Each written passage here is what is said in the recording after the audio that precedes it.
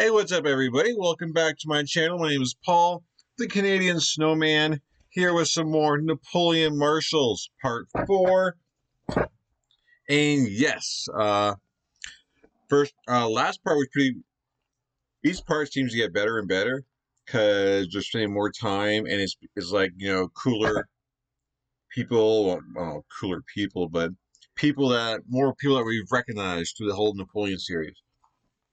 So, and it's really cool to kind of get the backstory on everybody and all that good stuff, the relationship with Napoleon, and yeah, just the character traits, and it kind of puts, it makes the names more human, if you know what I mean. Like, it's just not like a name on a piece of paper or a name in the battle.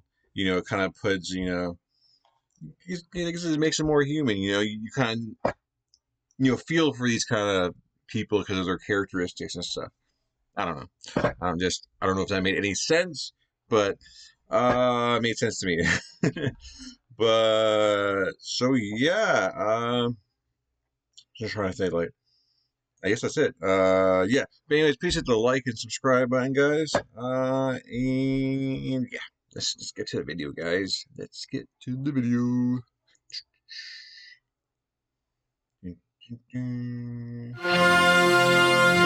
That always scares me. The Bachelor is back.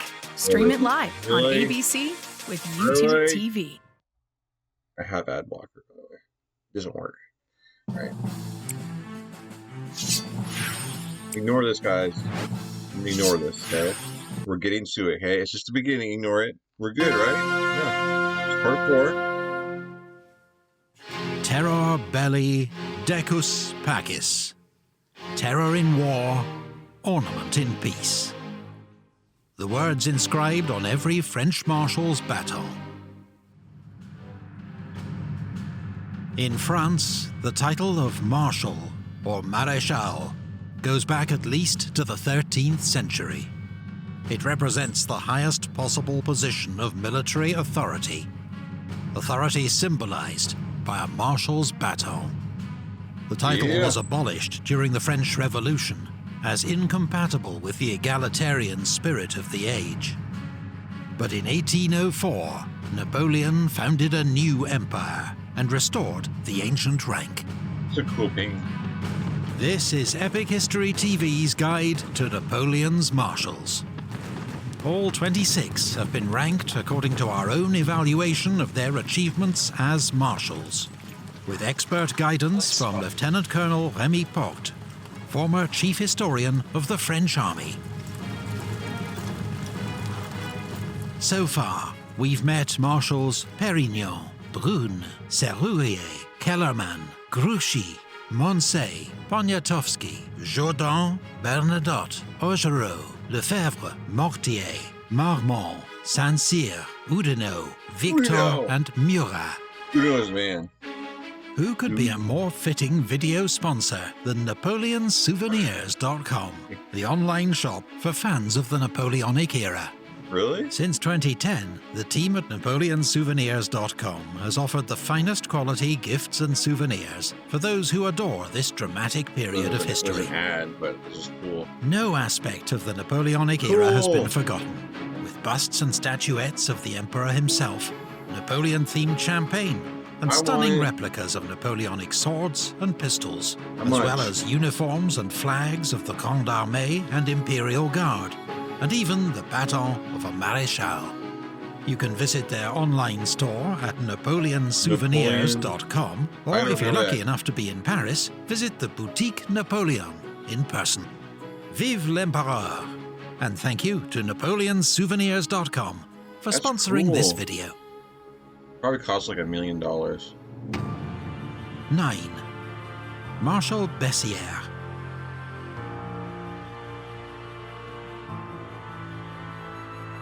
JeanBaptiste Bessier. Ah, big praise. JeanBaptiste Bessier was the son of a surgeon with a relatively prosperous upbringing in southwestern France. When the French Revolution began, he volunteered for the National Guard and was sent to Paris to join the King's Constitutional Guard, along with his old school friend, Joachim Murat. This unit was soon disbanded, but Bessier remained in Paris and was among the soldiers defending the Tuileries Palace when it was stormed by the mob on the 10th of August 1792.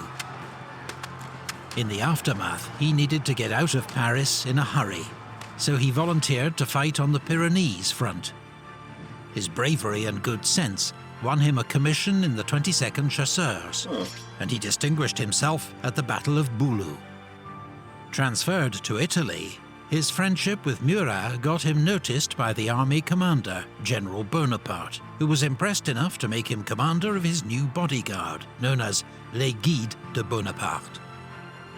Bessier distinguished himself as a cavalry commander in Italy, and later Egypt, winning promotion to brigadier and loyally supporting Napoleon at every turn.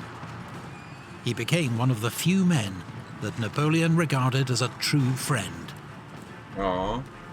When Napoleon became first consul of France in 1799, he rewarded Bessier with command of the elite Consular Guard cavalry, which he led with devastating effect at Marengo the next year. In 1804, Bessier became a marshal, less for any great military achievement than for being a loyal member of Napoleon's inner circle.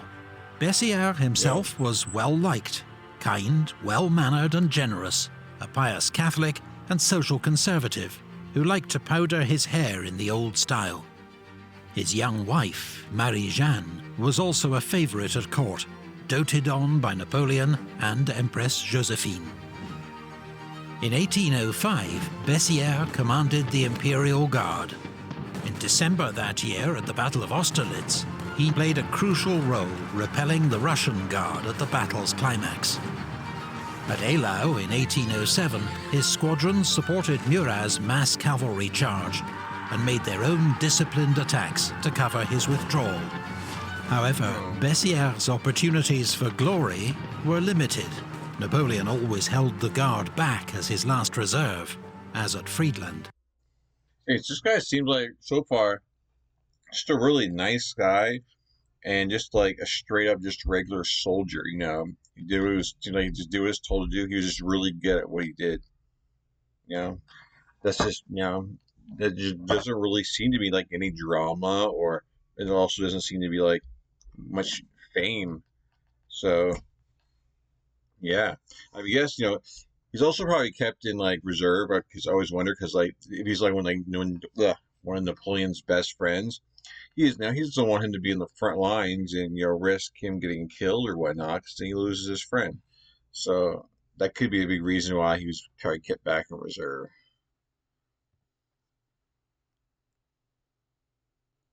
Napoleon always held the Guard back as his last reserve, as at Friedland. In 1808, Bessier received his first major independent command in northern Spain. That May, the country erupted in revolt against the French. Bessier reacted quickly and decisively, securing key towns and roads. He then attacked Spanish forces at Medina de Rioseco, winning a crushing victory against an enemy that outnumbered him 2-1. Wow. But once the immediate crisis had passed, he hesitated and failed to exploit his victory. When Napoleon arrived in Spain, Bessier was given command of the reserve cavalry, a role he retained for the war against Austria in 1809. In May, Bessier and his cavalry were among the first across the Danube, with Massena occupying the village of Aspern on his left and Lannes holding Essling on the right. When the Austrian commander, Archduke Charles, launched a massive and unexpected counterattack, Bessier, outnumbered 4-1, made a series of desperate charges, helping to save the army from disaster. It came at a high cost. Bessier and his cavalry performed bravely. But that night, a long-running feud with Marshal Lannes nearly came to blows when Lannes accused Bessier of hanging back. The matter went no further, as Lannes was fatally wounded the next day. Wow. Bessier commanded the cavalry again at Wagram, leading a major attack to cover Massena's redeployment to the left wing. As the charge began, a cannonball killed Bessier's horse and injured his leg. A rumour reached the Imperial Guard that Bessier was dead. Some old veterans began to weep for their old commander, until they were assured he was only wounded. "That was quite a cannonball," Napoleon told Bessier. "It reduced my guard to tears." As a devout Catholic, Bessier was critical of Napoleon's divorce from Empress Josephine, leading to a short spell out of favour. In 1811, he was sent back to Spain to command the Army of the North. He found an impossible situation: a widespread insurgency and insufficient troops and supplies. He wrote bluntly to Napoleon, stating that the French must give up territory, something the Emperor would never allow. Smart, though. For all his piety and refined manners, Bessier ordered his share of executions and reprisals in his attempt to pacify northern Spain. Brutal methods used by many French commanders in this conflict. Yeah. Later that year, he joined forces with Marshal Massena's Army of Portugal to take on Wellington's army at the Battle of Fuentes de Oñoro, but was widely blamed for refusing to send in his cavalry to support Massena's attacks. Unfortunately for Napoleon, this was typical of how many marshals behaved in his absence. They'd rather watch another marshal fail than help them to win all the glory. In 1812, Bessier accompanied Napoleon into Russia, commanding his Guard cavalry. Since the Guard was kept in reserve, he saw little action until the retreat, when he led the advance guard, clearing a path for the survivors. I just want to say, it's like, you never really think about that. It's like all these guys like want the glory, and they just, I don't know, it just seems so selfish, because people like fighting for your country and the cause and everything, and like some of these guys are just like willing to lose the battle just because they're not going to, because they don't want, this little feud. You don't want this person to get all the hype and reward for it. But like in the end, man, it's like you lost the battle when you could be, it could have been a big, maker in winning the war or something. I don't know. But yeah, so far, yeah, like I guess he seems like a cool dude, and he had his beliefs, his religion beliefs, and and he let Napoleon know that. So he's not, obviously he's not afraid to speak his opinion to Napoleon. But again, if they're friends, then that's what friends do. So I don't know. Retreat when he led the advance guard, clearing a path for the survivors. The disaster in Russia left Bessier severely demoralized, but he was resolved to do his duty, now serving once more as Napoleon's cavalry commander in Marshal Murat's absence. On the 1st of May 1813, Bessier was scouting enemy positions before the Battle of Lützen when a cannonball hit him in the chest, killing him instantly. Damn! His death robbed Napoleon of a dependable commander and one of his last remaining friends. "It is surely a great loss for you and your children," Napoleon wrote to his widow, "but an even greater one for me." Damn, like, jeez. Stream 85 plus channels of live TV with unlimited DVR. YouTube TV. Try it free. Dear San Francisco. Dear San Francisco. Dear San Francisco. San Francisco, we're skipping you. All right. 8. Marshal MacDonald. Yeah. Yeah, like a candle will smash you in the chest. I mean, if you're gonna die, that might be a great way to go. You probably like die like instantly. I guess it depends how fast the cannonball was going. Cause you, man, could be crushed like your lungs, like, and unless, I don't know, maybe it could be extremely painful because you might have a couple of minutes there where you can't breathe and stuff and the pain. So I don't know, but damn, what a way to go. All right, who we got next here? Marshal MacDonald. 8. Marshal MacDonald. brave, the unlucky. Oh, but Jacques. I gotta say that good and brave and unlucky does not usually go for like most of the soldiers in this entire thing. Hold on, buddy. I'm doing a video. Yeah, like most of the soldiers just going into battle in a war, because I mean they're all brave, but you know a lot of times it's just unlucky. You get disease, or you just get shot at the wrong time, or stabbed just in the wrong place, wrong time. Is a lot of the reason why probably a lot of these guys got dead. You're on the front lines. You're brave, but you're on the front lines, so you have a high chance of getting killed. I don't know. Seems very brief description. MacDonald's father was a Scotsman who'd supported Bonnie Prince Charlie's bid to seize the British throne in 1745. After this ended in defeat at Culloden, the family fled to France. Inspired by tales of the Trojan War, MacDonald chose a military life and became a lieutenant in Dillon's Irish Regiment, a French unit made up mostly of Irish émigrés. In the Revolutionary Wars, he won a reputation as a hard-working, intelligent and brave officer, and served as aide-de-camp to General Dumouriez, commanding the Army of the North. He distinguished himself in that general's famous victory at Jemappes, paving the way for rapid promotion from lieutenant to general in just 2 years. He led his division well during campaigns in Holland and Germany, and formed a close bond with one of France's most successful commanders of this period, General Moreau. In 1798, he was sent to Rome as governor, and later commanded the army of Naples. Summoned north the following year to reinforce Moreau's army of Italy, he was nearly killed in a skirmish with Austrian cavalry, and while still suffering from his wounds, his army was defeated at the Trebia by a larger coalition force commanded by the great Russian general Suvorov.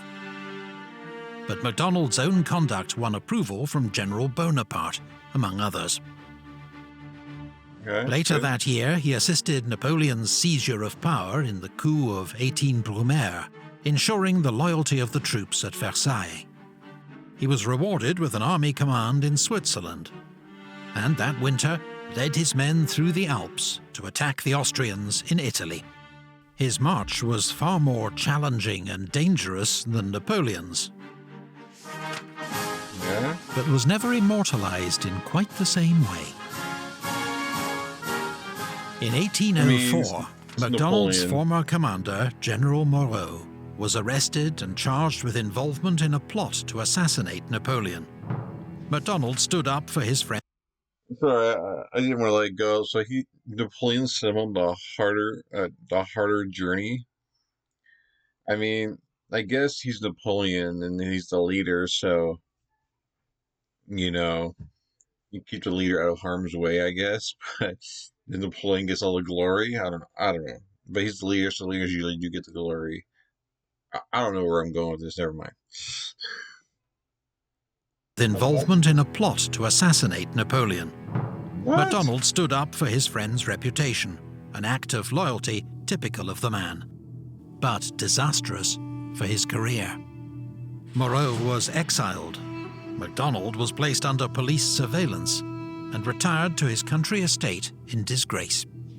Wow. 5 years passed before Napoleon, desperate for experienced senior commanders, asked him to serve as military advisor to his 27-year-old stepson, Prince Eugène, now commanding the army of Italy. MacDonald and Eugène worked well together, driving back the Austrians, and by an awesome feat of marching, joined Napoleon near Vienna in time for the Battle of Wagram. The second day of the battle was MacDonald's moment. Entrusted by the Emperor with the main attack on the enemy centre, he formed his troops into a giant, open-backed square and advanced into a hail of fire. Napoleon, watching through his telescope, exclaimed several times, "What a brave man! What a brave man!" MacDonald's costly attack helped to secure a great victory. The next day, Napoleon went to find him on the battlefield and greeted him with the words, "Let us be friends from now. You have acted valiantly and given me the greatest services. On the battlefield of your glory, where I owe you so large a part of yesterday's success, I make you a Marshal of France. You have long deserved it." In addition, MacDonald received the title Duke of Taranto and a large pension. But as time would prove, his loyalty remained to France, not to Napoleon. MacDonald spent an unhappy year in Catalonia, commanding troops in what he regarded as an immoral war. In his memoirs, he even praised the noble and courageous resistance of the Spanish. In 1812, he was given command of 10th Corps for the invasion of Russia. This corps, composed of German troops and reluctant Prussian allies, guarded the left flank of the invasion and had a relatively quiet campaign. In December, the Prussians suddenly agreed an armistice with the Russians, leaving the loyal remnants of MacDonald's corps to fight their way back to Poland. By 1813, Napoleon relied on MacDonald as one of his senior marshals. In August, he gave him command of the forces keeping watch on General Blücher's army of Silesia. But when MacDonald advanced across the Katzbach River, torrential rain and flooding caused chaos among his troops, just as they encountered Blücher's army.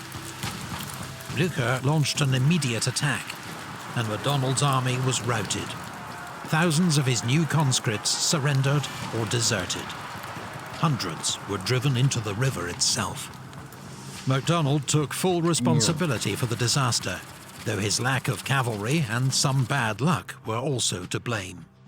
Napoleon certainly continued to respect MacDonald's military judgment. He continued to command 11th Corps and was in the thick of the fighting at Leipzig 2 months later. MacDonald was with the rear guard when the French retreat began and was shocked to see the chaos that engulfed the army. When the Elster Bridge was blown too early, he himself was trapped on the wrong side of the river and just managed to swim to safety under enemy fire. MacDonald continued to serve Napoleon as a loyal and reliable commander throughout the 1814 campaign, effectively serving as his deputy at several key moments. Unlike most marshals, MacDonald was never under Napoleon's spell and always spoke his mind to the emperor. This in itself was a valuable service, though it sometimes led to heated arguments. Perhaps inevitably, in April, it was MacDonald and Ney who took the lead in confronting Napoleon with the facts of his situation. The war was lost, and he must abdicate. Napoleon named MacDonald as one of the 3 men who would negotiate with the Allies, telling his foreign minister, the Marquis de Caulaincourt, "MacDonald does not like me, but he is a man of his word, of high principles, and he can be relied on." Exactly. In their last meeting, a few days later, Napoleon told MacDonald, "I did not know you well. I was prejudiced against you. I have done so much for so many others who have abandoned me. And you, who owe me nothing, have remained faithful. I appreciate your loyalty. Too late." MacDonald was kept on as a military advisor by... See, MacDonald, man, like, he was straight up, and, like, Napoleon knew the kind of officer he was getting, like, you know, different beliefs, or, like, you know, different, you know, I guess different politics and whatnot, but he stayed loyal. I mean, he was outspoken about what he, you know, disagreed with him, but when it came to, like, Napoleon giving him orders, basically did what he was supposed to do and was loyal to him, you know. So that's just really cool. MacDonald's like he's a stand-up guy, you know. You don't have to always, you know, be on the same page, you know, when it comes to politics and stuff to, you know, to be successful in a war and a battle. So I don't know, it's cool stuff. France's restored Bourbon. MacDonald was kept on as a military advisor by France's restored Bourbon monarchy. He continued to speak his mind, so much so that Louis XVIII nicknamed him his outspokenness. During the 100 Days, MacDonald remained loyal to the king and attempted to rally troops to fight against Napoleon. When he saw this was futile, he escorted the king to safety in Belgium, then returned to Paris, where he refused to meet with Napoleon. After the defeat at Waterloo, he was put in charge of demobilizing the last elements of Napoleon's Grande Armée, and helped many officers to escape arrest by the Bourbons. MacDonald was a methodical, reliable, if unspectacular commander. But he distinguished himself above all by his lack of vanity or personal ambition, his complete loyalty to France, and his willingness to speak his mind, virtues that were all too rare among Napoleon's marshals. 7. Marshal Massena.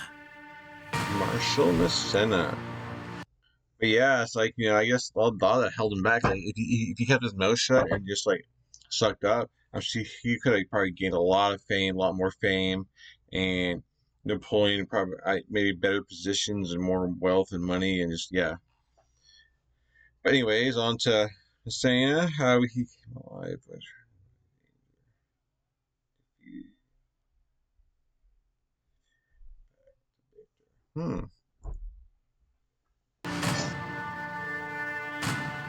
That's great. André Massena was born in Nice, at that time not technically part of France, but of the Kingdom of Piedmont-Sardinia.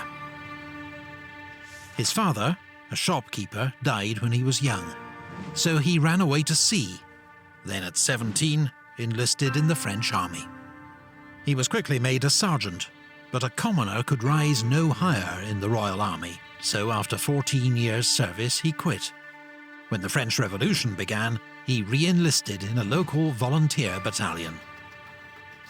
Massena, supremely self-confident and unfazed by any challenge, was elected to command the battalion and led it with success against the Austrians on the Piedmontese front. Despite his lack of education, he proved an instinctive combat leader. He was soon promoted to brigadier, and after leading a successful attack at the siege of Toulon, was made General of Division. He won an impressive victory over the Austrians at Loarno in 1795, and when the Army of Italy's commander, General Scherer, resigned over lack of support from the government in Paris, many expected Massena to replace him. Instead, the job went to the 26-year-old General Bonaparte, 11 years younger and much less experienced than Massena, but with far better political connections. Nevertheless, Napoleon and Massena worked together brilliantly. Massena commanded his advance guard and played a major role in several of his early victories.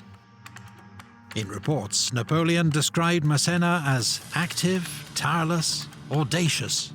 He won so many battles that Napoleon acclaimed him l'enfant gâté de la victoire, the spoiled child of victory. Damn. Massena was, however, notorious for extorting vast sums from the local Italians, often while his own troops went hungry and without pay. Really? In 1798, Massena received his first independent command, the Army of Switzerland. The next spring, after French defeats on the Rhine and in Italy, responsibility. I just want to say, like, just like they're building him up, and like, man, this dude is just tireless, man. The guy just goes out and gets. If you need a victory, you send this dude out, and then they throw in, oh, by the way, he basically, I don't know, that loots money or like, I don't know, and then like basically doesn't share with his own troops, lets his troops starve or whatever or whatnot. Like, damn, come on, dude. Because that doesn't look good, like kind of for morale for your troops when your troops see, I don't know, that you're living in luxury and they're like starving over here. The next spring, after French defeats on the Rhine and in Italy, Responsibility for the defense of France lay in his hands. Rather than wait to be encircled, he attacked and won a brilliant victory over Austrian and Russian forces at the Battle of Zurich. Rewarded with command of the Army of Italy, Massena led a heroic defense of Genoa in 1800. He was eventually starved into surrender, but his stubborn defense bought Napoleon enough time to cross the Alps and defeat the Austrians at Marengo. Nice. Physically exhausted by this last ordeal and surrounded by accusations of corruption, Massena was recalled to Paris and went into semi-retirement. When he was made a marshal by Napoleon in 1804, he seemed distinctly underwhelmed, and on being congratulated, remarked, "There are 14 of us." But Massena was one of the few marshals who'd proved themselves in independent command, making him a priceless asset to Napoleon. In 1805, he was recalled to active service and given command of the Army of Italy in the war against the Third Coalition. Massena kept Archduke Charles's army busy in Italy, while the Emperor won his great victories at Ulm and Austerlitz. In 1806, Massena oversaw the occupation of the Kingdom of Naples, ordering brutal reprisals against local resistance. In 1807, he commanded 5th Corps in Poland, but his role covering Warsaw meant he missed the major battles of Eylau and Friedland. Later that year, while out hunting with the Emperor and his entourage at Fontainebleau, he was accidentally shot in the face and lost the use of an eye. What? Napoleon, a notoriously bad shot, was to blame, but the loyal Marshal Bessier claimed responsibility. Got shot by Napoleon? That's freaking damn. Man, Napoleon better give some kind of reward for that, man. How do you, like, is that one of those things like, oh shoot, and then like he just happened, I don't know.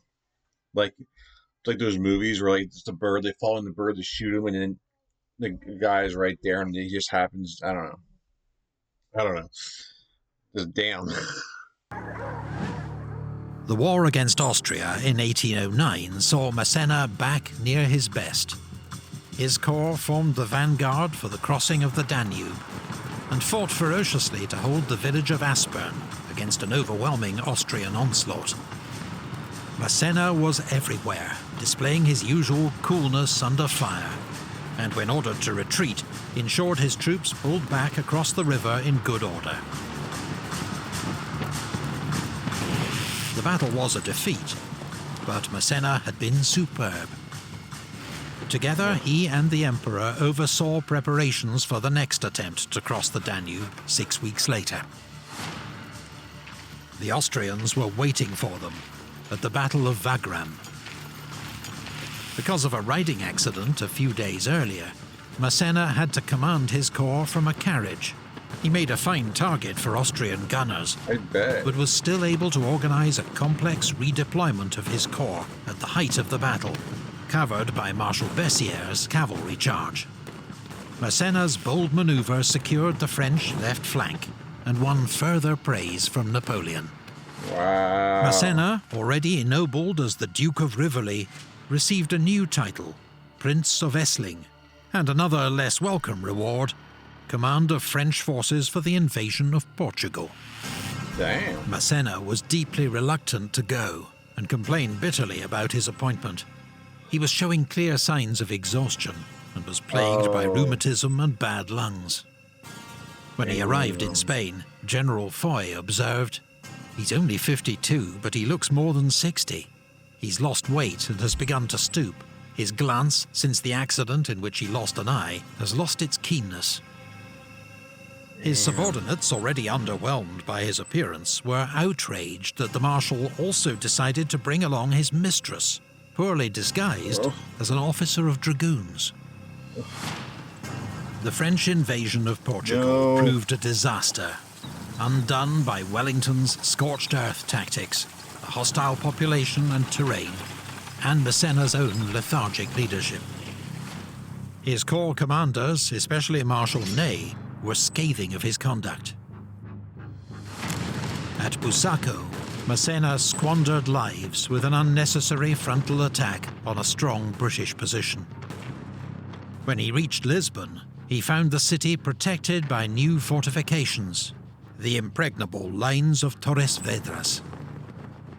Massena waited outside Lisbon for reinforcements that never came, while sickness and guerrilla raids took their toll on his army. 5 months later, he recrossed the mountains back into Spain, leaving a string of devastated villages behind him. The next summer, at Fuentes de Oñoro, Massena attacked Wellington's army once more, and despite much hard fighting, again failed to win a clear victory. He blamed Marshal Bessier for his lack of support. But the Emperor's patience was at an end. He sent Marshal Marmont to replace Massena, and when they next met, greeted him with the cutting words, "So, Prince of Essling, you are no longer Massena." Massena's health was now in steep decline. He never held a major command again, though he was recalled in 1813 to supervise a military district in southern France.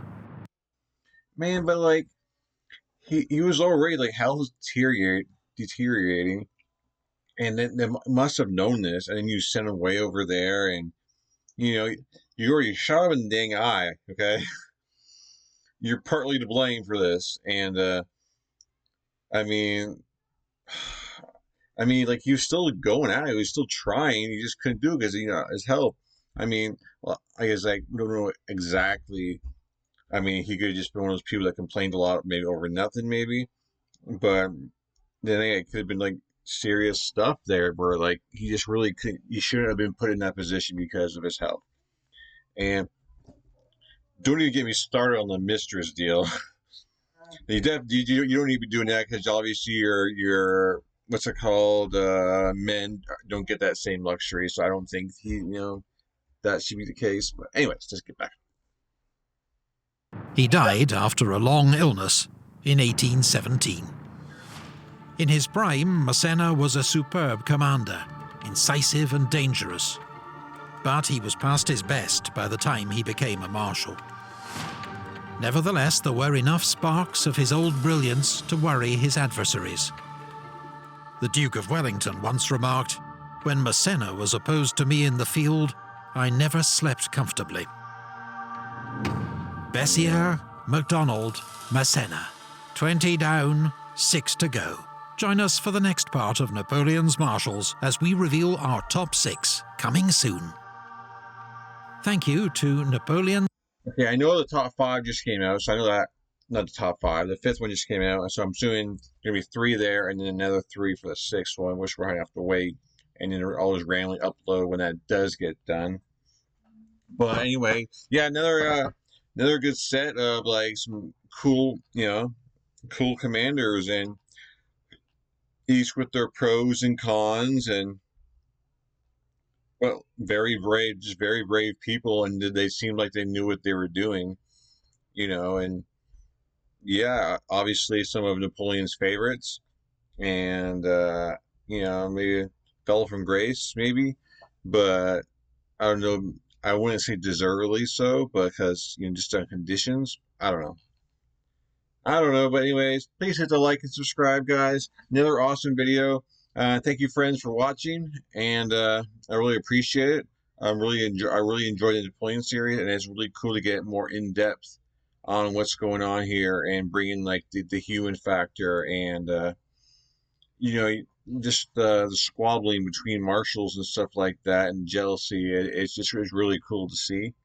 But anyways, yeah, thank you again for watching. We'll definitely be jumping into part 5. So, but it's another cool episode, and I'll catch you guys in future videos. Yeah, let's just get to it. Peace.